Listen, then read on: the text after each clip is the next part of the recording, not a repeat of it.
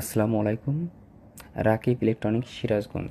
আমাদের কাছে এই মুহূর্তে রয়েছে হাইসেন্স ব্র্যান্ডের ডুয়েল ইনভার্টার এসি, ফুল ডিসি ইনভার্টার।